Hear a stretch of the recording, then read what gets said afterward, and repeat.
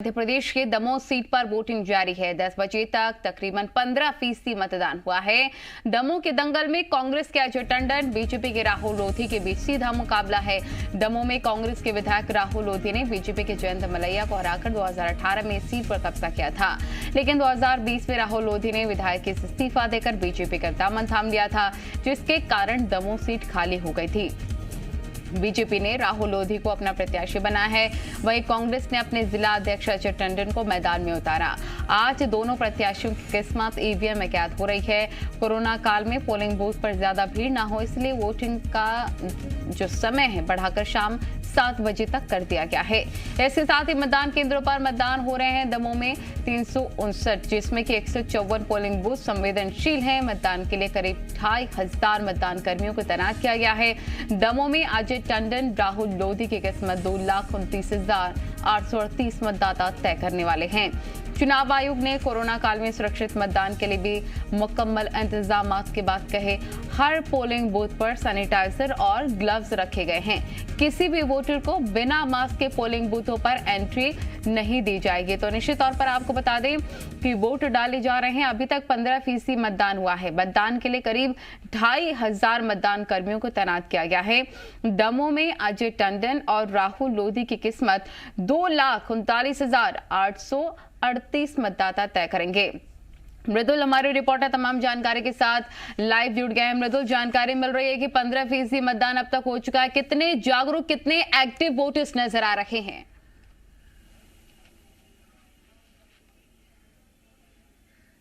बिल्कुल, सुबह से ही तस्वीरें नलिनी हम पहुंचा रहे हैं और धीरे धीरे जो संख्या है वो वोटर्स की बढ़ती जा रही है।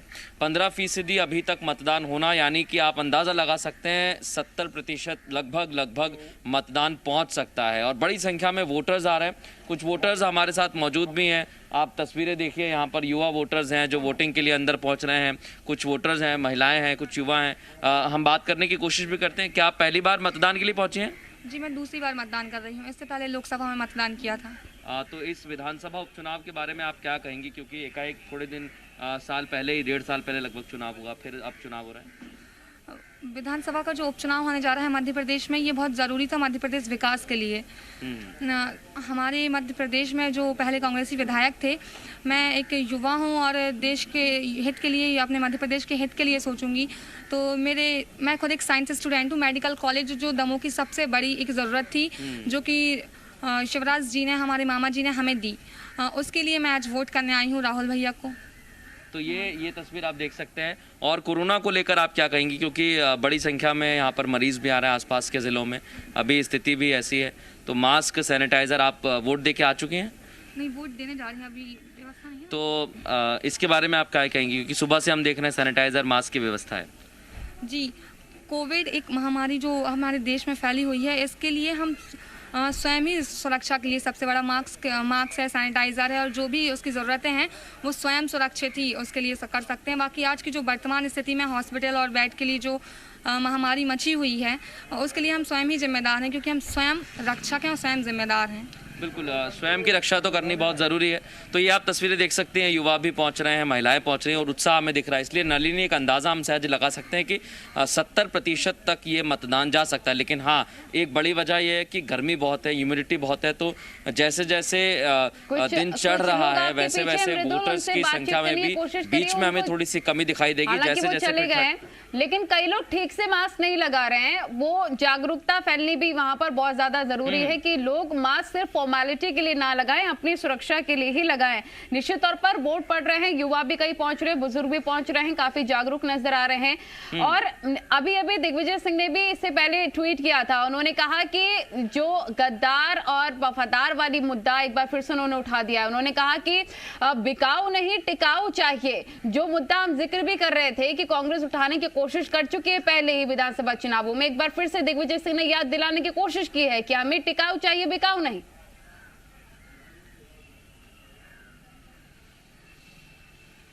ये मुद्दे नालिनी जो नेता हैं उन्हें लगते हैं कि ये मुद्दे हैं, लेकिन आप देखिए, जब भी हम जनता से बात कर रहे हैं, हर एक तस्वीर हम पहुंचा रहे हैं, उसमें यही लगता है कि मेडिकल कॉलेज कब बनेगा, क्षेत्र के युवाओं को रोजगार कब मिलेगा, क्षेत्र की जो सड़कें हैं वो कैसे तैयार होंगी। तो ये मुद्दे खासकर होते हैं। भले ही पार्टी कहें कि टिकाऊ है, बिकाऊ है, या कांग्रेस पार्टी की तरफ से जो गंभीर आरोप लगाए जाते हैं, भारतीय जनता पार्टी की तरफ से कांग्रेस पर आरोप लगाए जाते हैं, वो आरोप इतर हैं, लेकिन जनता बेहतर जानती है कि उन्हें क्या करना है, और वही तस्वीर हमें नजर आ रही है। हालांकि ऐसा भी नहीं है कि यह मुद्दा नहीं है। कुछ वोटर्स से हमने बात की थी नलिनी, तो वो यही कहते नजर आए थे कि हम पर चुनाव थोपा गया है, और ऐसे दौर में थोपा गया है जब मुश्किल का दौर है, चुनौती का दौर है, महामारी का दौर है, और ऐसे वक्त में वोटिंग करना किसी भी लिहाज से हम सुरक्षित नहीं मान सकते हैं। कुछ और वोटर्स हमारे साथ हैं, उनसे भी हम बात करने की कोशिश करेंगे। आपने वोट कर दिया जी? जो दमोह है उसको लेकर आप क्या कहेंगे, उपचुनाव को लेकर? क्योंकि ये भी कहा जा रहा है कि चुनाव थोपा गया है, लेकिन ये भी कहा जा रहा है कि विकास बहुत जरूरी है, इसलिए चुनाव हो रहा है। सर, ये चुनाव जबरदस्ती थोपा गया है। हम लोगों को 35 साल से अभी तक क्या मिला, ये दमोह की सड़कें ये सब बताती हैं, फिर भी हम लोग खुश थे। पर ये जबरदस्ती के थोपा गया है, और इसके थोपने का कोई कारण नहीं था। सरकार बन चुकी थी, सरकार बनाने का कोई औचित्य नहीं था कि एक उसके पीछे अरबों रुपया खर्च करे।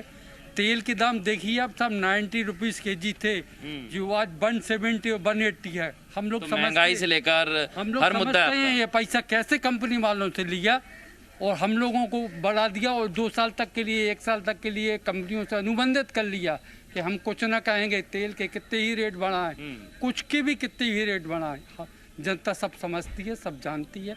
इसके बावजूद भी ये हम लोगों का फर्ज था, इसलिए मतदान करने दोपहर में आए।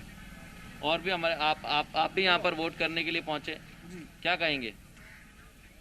ये जो चुनाव है, ये जबरदस्ती जनता के ऊपर लादा गया। इसमें आप देख सकते हैं वर्तमान में कि कोरोना पेशेंटों की क्या स्थिति है।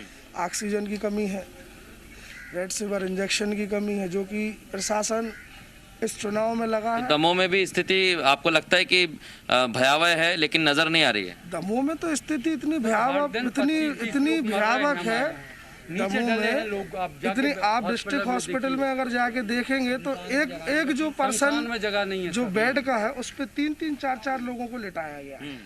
अनुपात के तौर पे देखें तो हमारे डिस्ट्रिक्ट हॉस्पिटल में, जैसे ही माननीय जी ने अभी बोला कि हम मेडिकल कॉलेज की सौगात दमोह के लोगों को दे रहे हैं, ये धरातल पे नहीं दिखती ये चीजें। हम अपने डिस्ट्रिक्ट हॉस्पिटल में तो आपके भी मुद्दे विकास के हैं? विकास तो कुछ नहीं हुआ अभी। हाँ, नेता लोग कहता है अपना काम मनता तो भाड़ में जाए जनता। कब से वोट कर रहे हैं आप विधानसभा? हम तो 40 साल से हो रहे। तो यहाँ पर तो सारे पार्टियों के विधायक रहे, मंत्री भी रहे। हाँ, क्षेत्र से तो बुलाए हैं। अब जो नए आ रहे हैं और चस्ते की पार्टी में और चस्ते की पार्टी में, यही से सब फेल है। जनता ने जिस प्रकार, निश्चित तौर पर मृदुल की जनता को ये समझ आ चुका है कि नेता लोग यही समझते हैं कि अपना काम बनता, भाड़ में जाए जनता। लेकिन युवा भी काफी ज्यादा वहां पर मौजूद हैं। युवाओं के लिहाज से भी ये चुनाव काफी ज्यादा अहम, क्योंकि रोजगार की बात भी होनी चाहिए। मृदुल, आप बातचीत जारी रखें। फिलहाल आपका बहुत बहुत शुक्रिया।